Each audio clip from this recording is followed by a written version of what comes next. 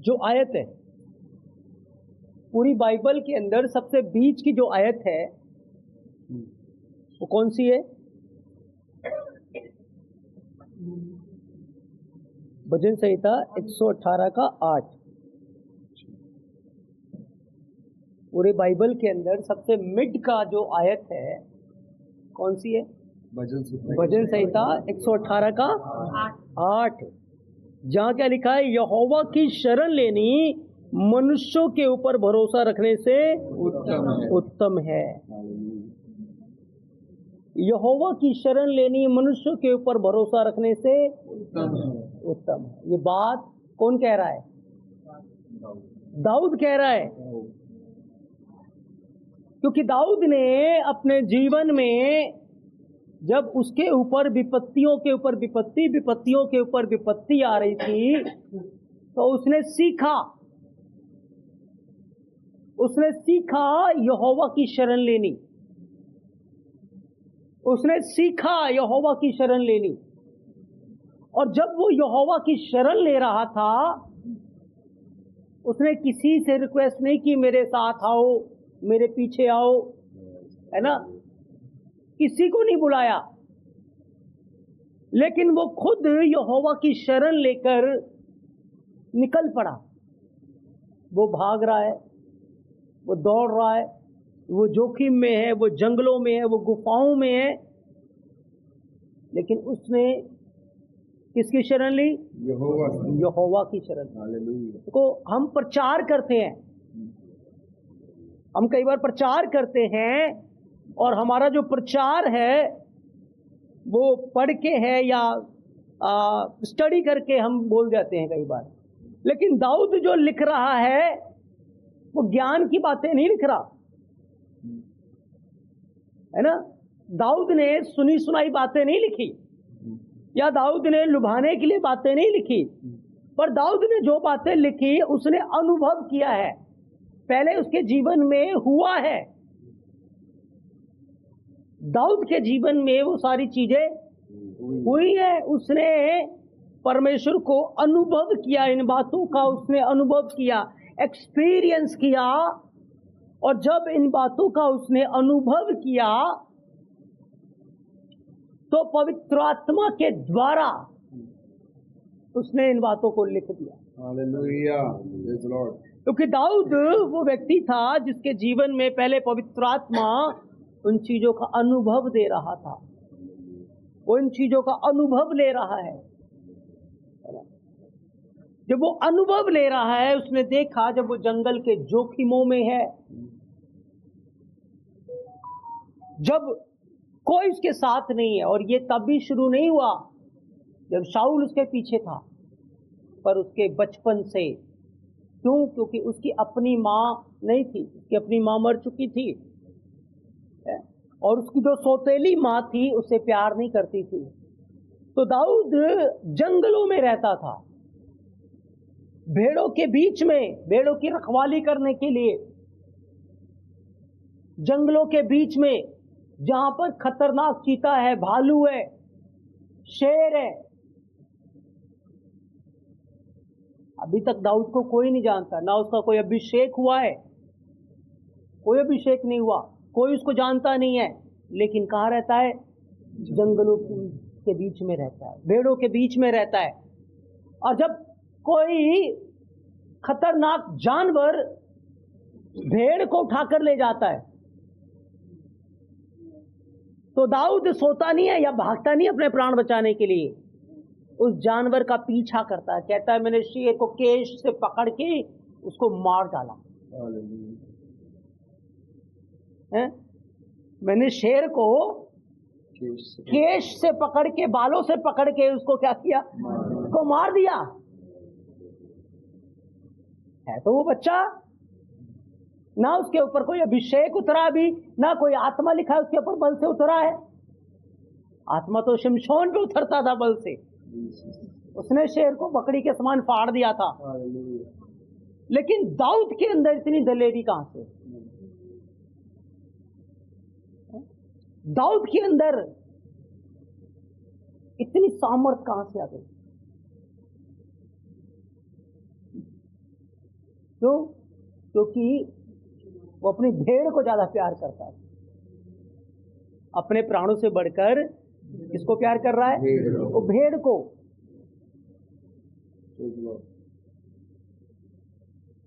भेड़ को प्यार कर रहा है। जब प्यार होता है ना, प्यार, तो प्यार में इंसान दर्द को सहता है। जब प्यार होगा तो प्यार में क्या होगा? दर्द को सहता। जहां प्यार नहीं, वह इंसान दर्द को नहीं सह सकता। मरियम मगदलीनी यीशु मसीह को प्यार करती थी, इसीलिए वो सारा जोखिम उठाकर भोर को अकेले कब्र की ओर भाग रही है। प्यारी तो है, स्वर्गदूतों का दर्शन मिल गया, लेकिन फिर भी नहीं जा रही। उसको तो यीशु ही चाहिए। क्या है? प्यारी तो है। उस प्यार में इतना रोना है, इतना दर्द है, इतनी पीड़ा, कुछ नहीं दिखाई दे रहा, बस प्यार। तो दाऊद ने सच में यहोवा की शरण ली। जब वो उसकी माँ बाप ने उसको छोड़ दिया था, वो जंगल में था, उसने यहोवा की शरण ली। उसने भरोसा नहीं रखा कि कोई साथ में किसी से सेटिंग कर लूं, किसी के साथ रहूं, ओ मैं सो रहूंगा, वो जागेगा, वो बचाएगा। नहीं, उसने यहोवा की शरण ली। और यहोवा की शरण लेकर वो भालू से भी लड़ा है, वो चीते से भी लड़ा है, वो भेड़ियों से भी लड़ा है।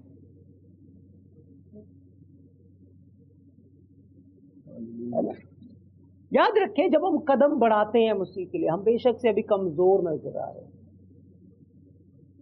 हैं, बेशक से कमजोर नजर आ रहे। देखो, मूसा ने कभी लाल समंदर को 2 भाग किया था पहले?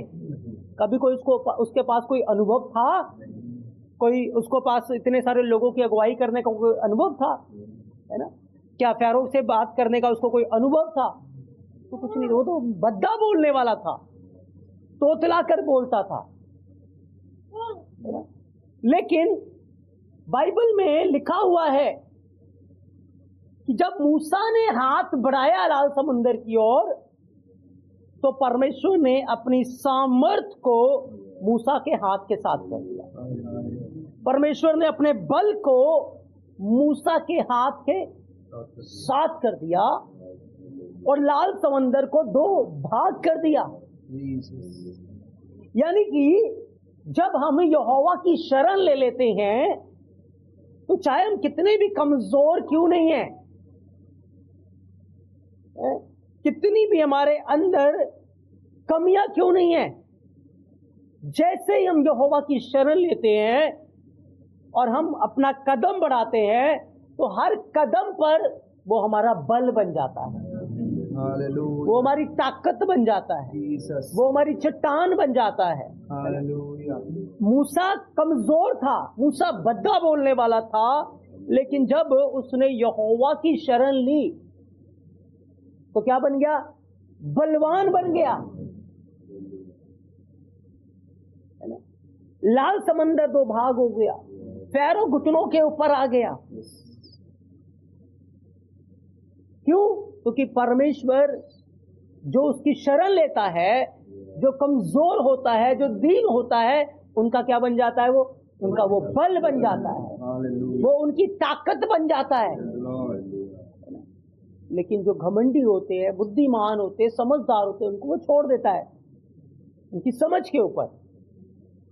समझ बात को? एक समय था जब शाऊल को परमेश्वर ने राजा बनाया, तो किसी ने एक्सेप्ट नहीं किया, किसी ने नहीं माना ये राजा, ये हम पे प्रभुता करेगा, ये बिन्यामीन गोत्र का है, ये हम पर प्रभुता करेगा। लोगों ने उसका मजाक उड़ाया। लेकिन क्या हुआ? उधर फिलिस्ती लड़ने के लिए आ रहे, शमूएल कह रहा है ये राजा है, परमेश्वर ने इसको चुना है राजा होने के लिए, ठीक है, पर कोई आ ही नहीं रहा। तो बाइबल में क्या लिखा है? फिर शाऊल के ऊपर यहोवा का आत्मा बल से उतरा। क्यों? क्योंकि लोग उसको तुच्छ जान रहे हैं। परमेश्वर ने उसको भेजा है, तो यहोवा का आत्मा क्या हुआ उसके ऊपर, और उसने एक कुर्बानी कर दी। उसने कुर्बानी कर दी। और कुर्बानी जब की, लोग उसके साथ हो लिए।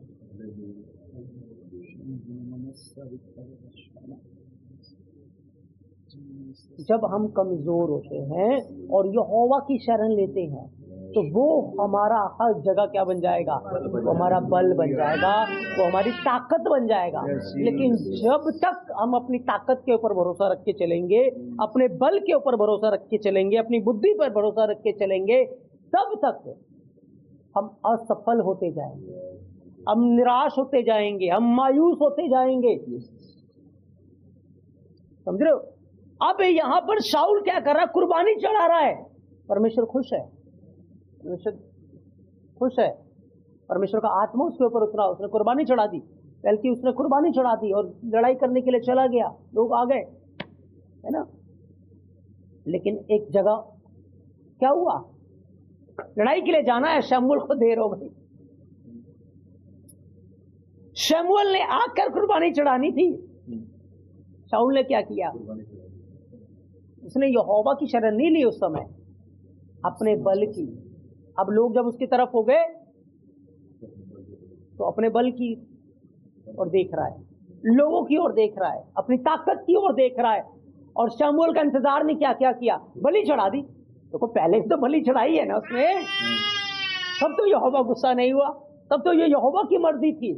लेकिन अब बलि चढ़ाई, ये यहोवा की मर्जी नहीं थी, ये उसका घमंड था, ये उसका बल था। काम तो दोनों जगह सेम हो रहे हैं। देखो, बलि वहां भी चढ़ा रहा है और बलि, हाँ, लेकिन एक जगह यहोवा क्रोधित हो गया, है ना। और उसी दिन लिखा है उसको राजा होने के लिए परमेश्वर ने तुच्छ जान लिया कि अब ये राजा नहीं रहेगा। लेकिन बाइबल में लिखा है दाऊद ने यहोवा की शरण ली। उसके पास लोग बढ़ते गए, सैनिक आते गए। अभिषाय उसके साथ जुड़ा। अभिषाय एक योद्धा था जो उसके लिए युद्ध लड़ने के लिए तैयार। लेकिन कभी भी दाऊद ने अपने झुंड के लोगों के ऊपर घमंड नहीं किया। उसने जो उसके साथ लोग थे उसके ऊपर उसने घमंड नहीं किया। उसने हर जगह, हर परिस्थिति में, हर हालात में यहोवा की शरण ली, हर जगह। अभी तो वो नॉर्मल सा जब चरवाहा था, जब भेड़ बकरियों को चराता था, तब भी उसने किसकी शरण ली? यहोवा की शरण ली उसने। और जब उसको अभिषेक मिला, जब शमूएल ने उसका अभिषेक किया, तब भी उसने क्या किया? उसने ये नहीं कहा कि मैं अब राजा हूं, मुझे अब अभिषेक कर दिया गया है, अब मेरे पास पावर आ चुकी है, अब मेरे पास ताकत आ चुकी है, अब मेरे पास बल आ चुका है। लेकिन उसने एक ही बात कही। पहला शमूएल 17 का 35 से पढ़ेंगे। पहला शमूएल 17 का 35।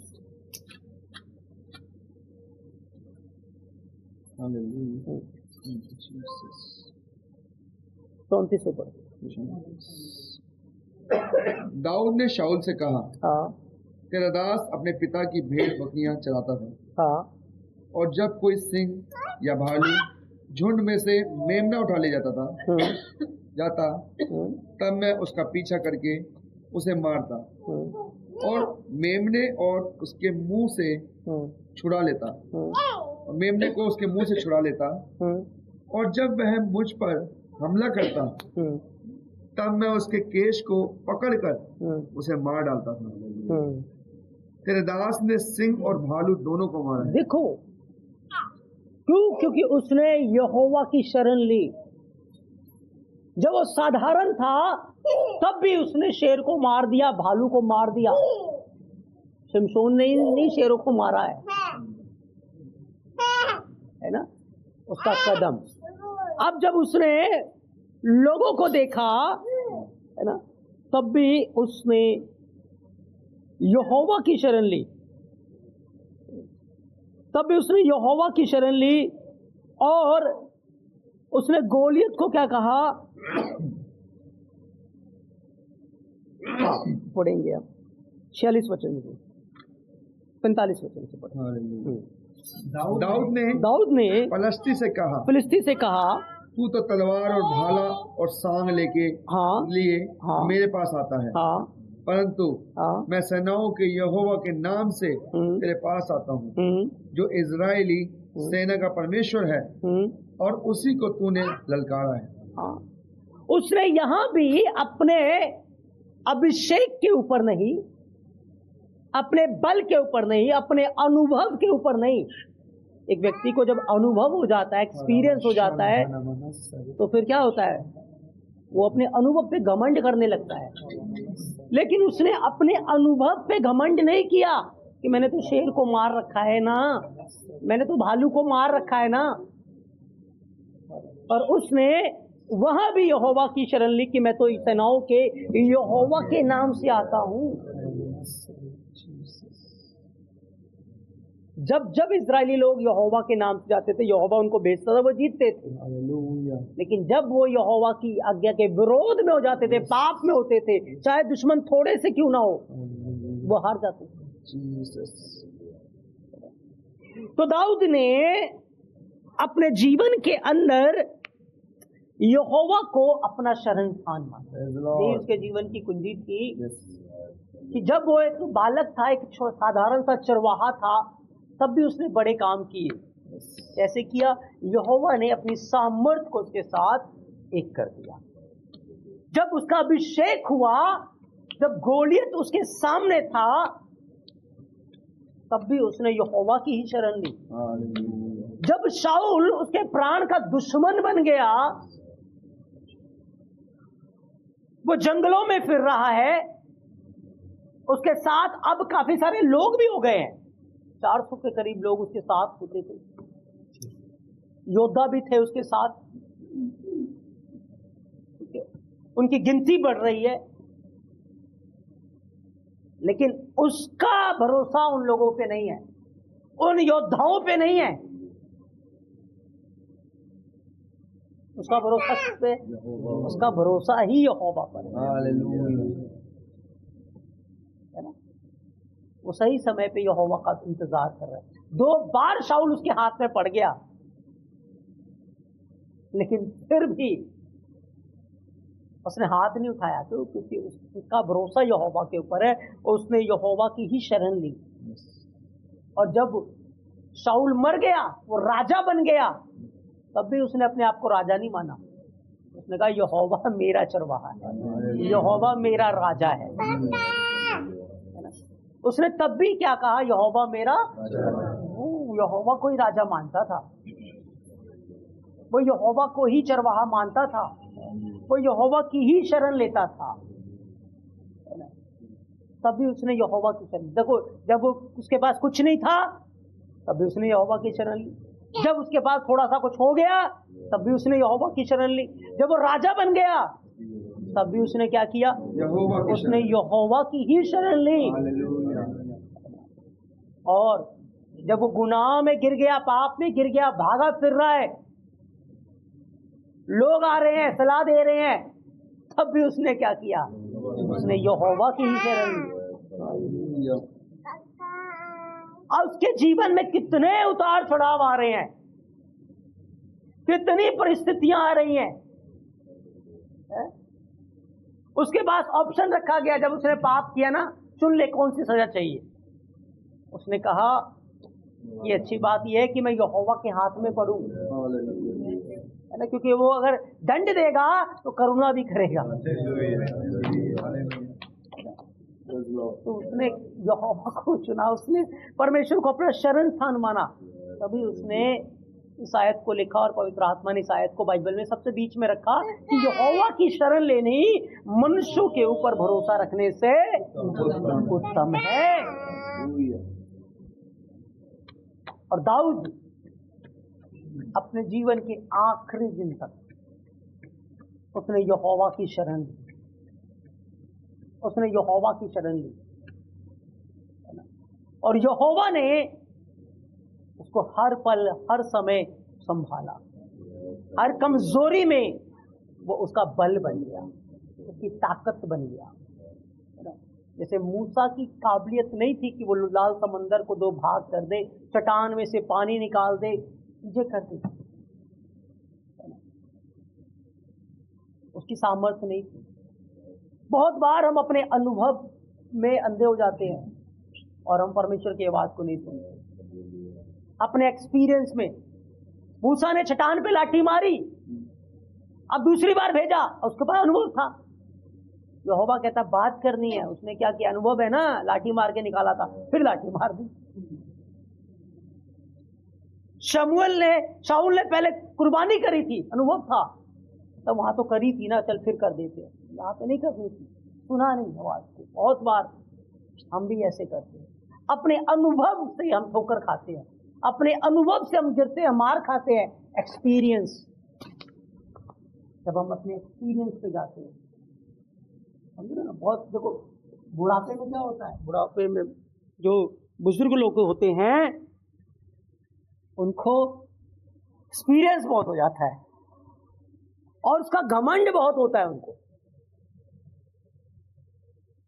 बहुत सारे लोग अनुभव, और वहीं जाकर उनकी ग्रोथ क्या है, रुक जाती है, वहीं वो रुक जाते हैं ना, वहीं वो रुक जाते हैं। दाऊद अपने जीवन में शुरू से लेकर अंत तक परमेश्वर की अगुवाई में चला।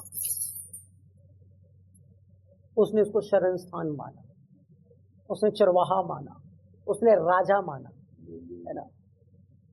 और तभी जब बाइबल में लिखा है वाचा का संदूक जा रहा था, वो नाचा है। मीकल ने उसको तुच्छ जाना, दाऊद कहता है मैं और नाचूंगा और अपने आप को गिरा दूंगा।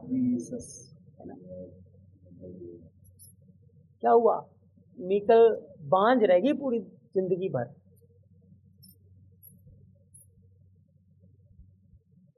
मीकल बांझ रह गई, लेकिन दाऊद फलवंत होता गया। क्यों? क्योंकि उसने परमेश्वर को अपना आधार माना, अपना शरण स्थान माना।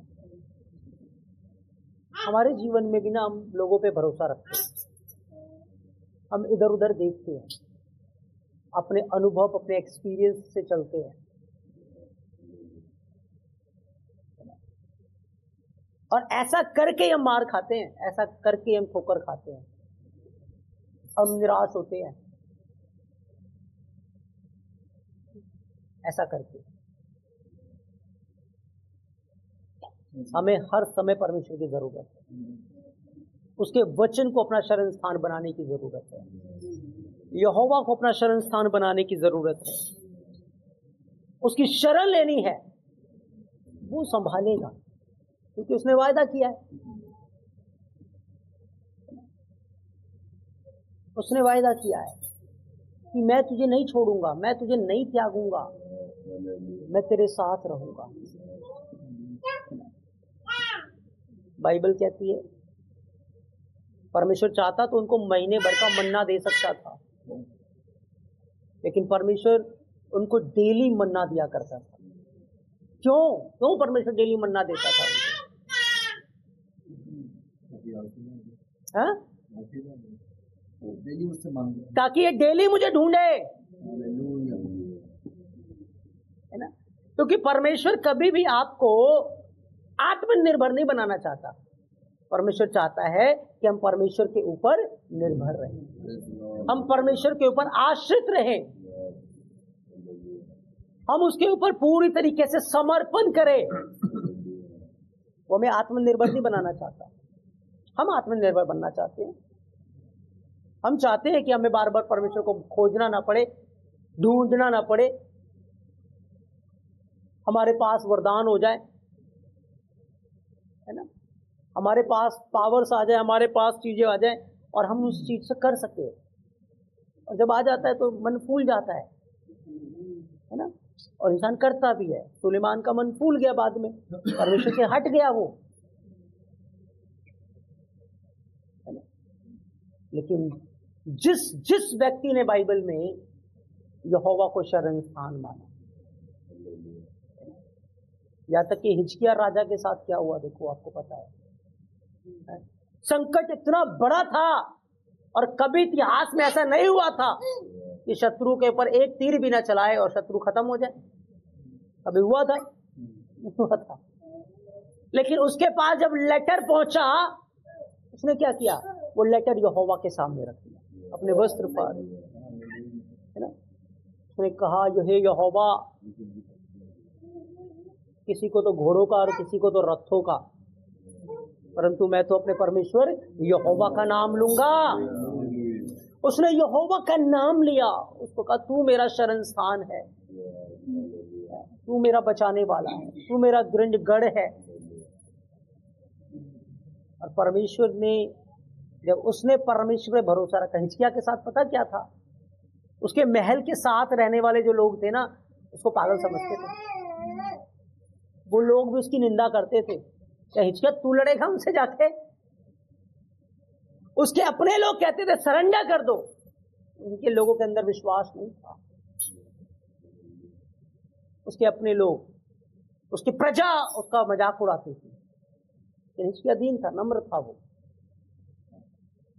उसने उस परिस्थिति में यहोवा पे भरोसा रखा, और जब उसने यहोवा की शरण ली तो देखो कैसे परमेश्वर ने एक दूत को भेजा और एक रात के अंदर 1,85,000 है ना लोगों को मार डाला।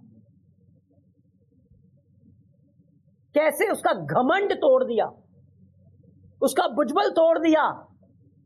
और बाइबल में लिखा है, हिजकिय्याह की कीर्ति फैल गई तो दुनिया से लोग आने लगे उसके पास बलिदान लेने, भेंट लेकर। क्यों? क्योंकि उसने यहोवा की शरण ली। जब नबी ने बोल दिया तुम मर जाएगा, जो आज्ञा देनी दे दे। हमारे जैसा व्यक्ति हो, लेट जाए, खत्म, ठीक है, जीवन खत्म हो गया। नबी ने बोल दिया है, डॉक्टर ने बोल दिया, खत्म। नहीं, वो भूला नहीं। उस समय भी उसने क्या किया? यहोवा को पुकारा, हे यहोवा, याद कर मैं कैसे सच्चाई और खराई से तेरे साथ चला हूं।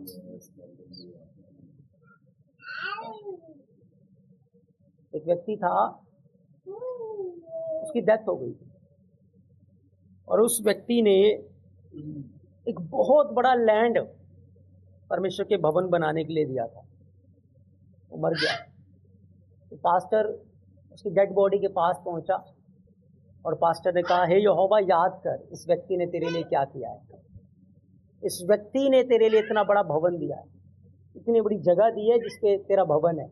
याद कर इसने तेरी राज्य के लिए क्या किया है। और जब परमेश्वर के दास से प्रार्थना कर रहा था तो वो व्यक्ति जीवित हो गया। हाँ, वो जीवित हो गया। तो परमेश्वर अपनी करुणा को दिखाना नहीं भूलता, परमेश्वर अपनी भलाइयों को दिखाना नहीं भूलता, है ना। लेकिन कमियां हमारे अंदर रहती हैं। हमारे साथ क्या होता है, पहले हम अपनी कोशिशें करते हैं, अपने दिमाग लगाते हैं, अपने रिसोर्सेस यूज करते हैं, अपना बल लगाते हैं, अपनी ताकत लगाते हैं। ये हमारी मेंटलिटी है। और जब तक हम ये सब चीज नहीं करेंगे, हम नहीं रुकने वाले, है ना। हम नहीं मानने वाले। पर हिजकिय्याह ने पहले ही परमेश्वर को पुकारा।